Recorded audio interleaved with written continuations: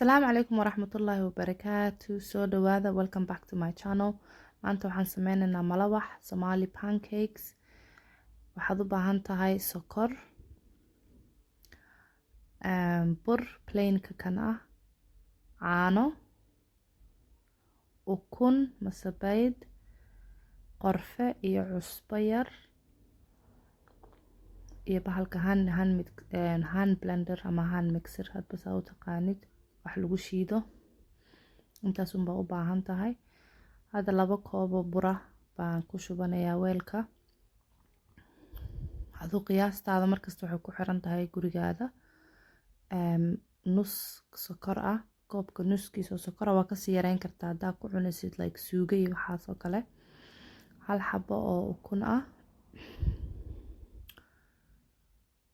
cinnamonkii iyo cusbadii, qorfihii shiidnaa iyo cusbadii waan ku daray. 2 koob iyo bar caanaan ku darayaa. Aduu markaad fiiriso hadduu yara adkaado caanaha waad ku kordhisan kartaa markasta. waad isku shiidaysaa intaas ilaa uu yacni ka noqdo burburkii waxa dhan ay ka ba'aan. si fiican isku shiid ilaa uu yacni smooth aad zaid ka noqdo. hadhow burbur laga dhex arkin malawaxaada markuu dubisid.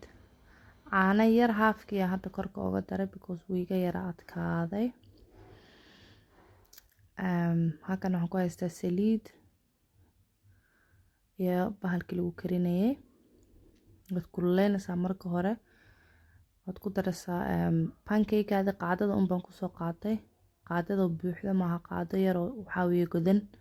hadba qiyaastaada pankaaga adaa yaqaana. waxaad sugaysaa dhowr daqiiqo ilaa uu inta hoose ka bislaanayo, uu maxaa la odhan jiray bubble saas camal u yeelanayo. waad sugaysaa.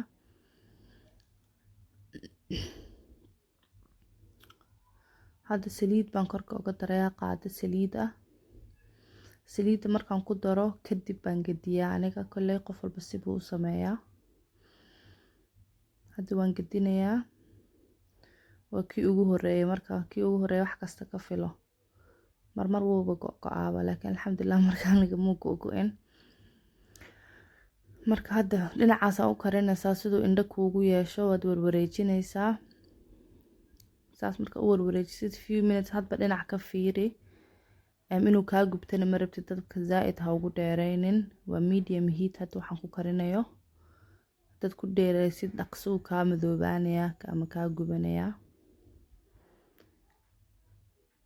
saasun hadda ku wadid wuu iska fiicnaanayaa.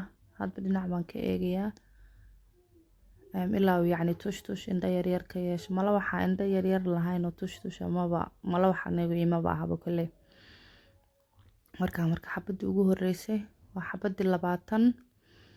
sidoo kale baan sameynayaa. the reason why hadda aan voice over videoyaasheeda ugu sameynay, dad badan baa igu dhahayo qof Soomaali baa tahay, videoyaasha Soomaali noogu soo duub saan kuu fahano. marka Soomaaliga of course markasta ingredients-ka dhan aan isticmaalayo Soomaali qoraalkiisa ama macnihiisa si fiican uguma garanayo, laakiin hadalka waan isku fiicannahay.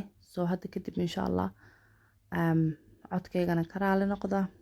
cod baan igu soo korduubi doonaa. haddaan qori karana waan isku dayi doonaa inaan qoro.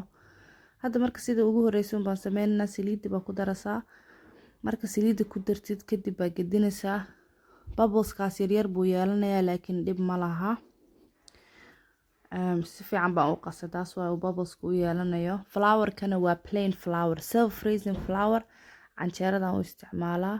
plain-kana waxaan u isticmaalaa malawaxa iyo kimista iyo waxa kale.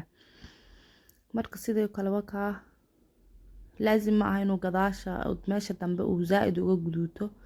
brown buu iska noqon karaa, like color wuxuu iska noqon karaa light ah.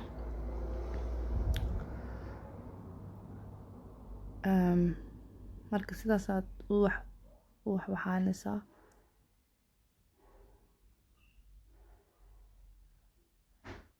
waka hadda indho wuu leeyahay. haddaad doontid sidaas iskugu laaban yahay u karsan kartaaba. haddaad is leedahay maanta dhan ma gedgedin kartid. hadba qof walba sibuu u samaystaa. Hadda waa kaa kii saddexaad. bahalka inuu wuxuu jilcaa markuu asaga jilicsan yahay. Qasitaankiisa hadduu jilicsan yahay asagana wuu jilcayaa, laakiin qasitaankiisa hore hadduu kaa adkaado bahalka dhan wuxuu noqonayaa wax qallafsan oo buurbuuran oo si kale ah.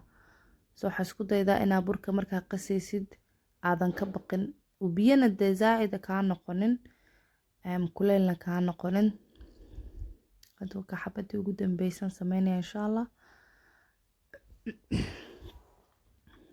sidoo kale processka waxaan ii tusayaa sidoo yacni si fiican ugu aragtiin mid kasta saan u sameynayo. sidii unba haddana saliidii baa ku shubaysaa. maxaa la odhan jiray kan hadda dhaqso ciyaw baan ka gadiyey, taas waa uu adagyahay inaan gadiyo because weli wuu jilicsan yahay, laakiin wuu noo shaqeeyey. marka sidaas haddana waxa la dhihi jiray iskugu hadba dhinac uga fiirfiirinaysaa. marka aragti inuu saas indhihi usoo yeeshay waa isku gedin kartaa. waa ku mahadsantihiin inaad mar labaad iyo mar saddexaadba soo noqoteen. dee subscribe-ka iyo share-ka iyo like-ka iyo comment-ka waa xaggiina insha Allah tacaala. asalaamu calaykum waraxmatullahi wabarakaatu.